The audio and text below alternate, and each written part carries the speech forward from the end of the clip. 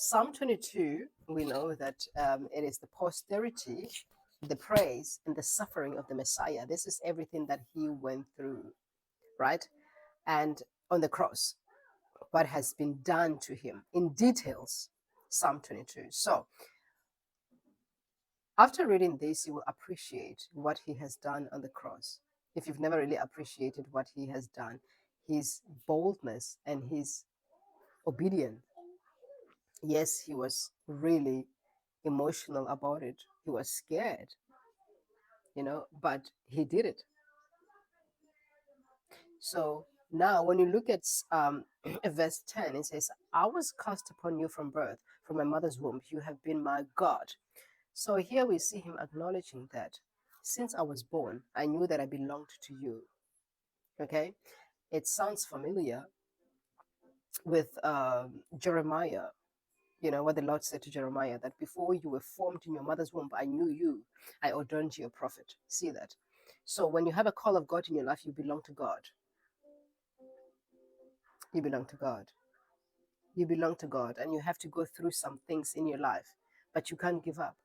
You have to go through that. A majority of the things come from your family: the rejection, the backstabbing, the humiliation, the injustice, all the injustice that you can think about. It's going to be done to you. So, what are you going to do about it?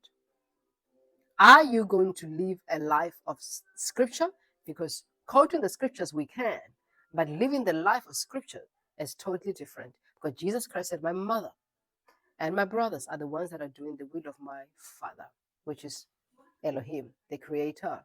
So now, when you are called, the majority of the rejection comes from your family because they don't understand. They don't understand you. You become a scapegoat. The term scapegoat is very much biblical, and it is very deep when you think about it. When you read from the book of Leviticus and you understand what a scapegoat is, it is very deep. But anyway, so because nobody really understands you, stand out. You become a black sheep of the family. You become shame. Like, what are you doing? They don't understand you. And this reminds me of another verse that Jesus Christ said a prophet is never welcome in their own country or in their own, wherever you live. So it means you need to leave and go somewhere else and leave everything behind. Then you live in the life of scripture. But the beautiful thing is, the beauty of it is, God will never leave you alone. God is going to give you a family that is going to appreciate you, that's going to love you. Remember, He's teaching you love because you don't know love.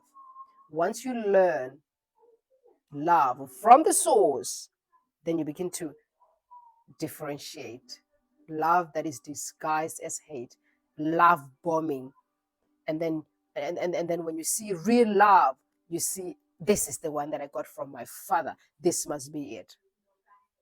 He's teaching you all these things, and you can be able to go out and see that, okay, this is the real one, this is not. So when you have a call of God in your life, you belong to God, nobody else. You don't belong to your mentor, you don't belong to your pastor, you don't belong to nobody. You belong to God. Let God deal with you. Let God deal with you. Yes, those people are very important in your life, to walk with you, to hold your hand. But in terms of restoring your soul, reversing everything that has been done to you, the hurt, healing, oh, that you're going to have to go to the source, darling. Straight to the source.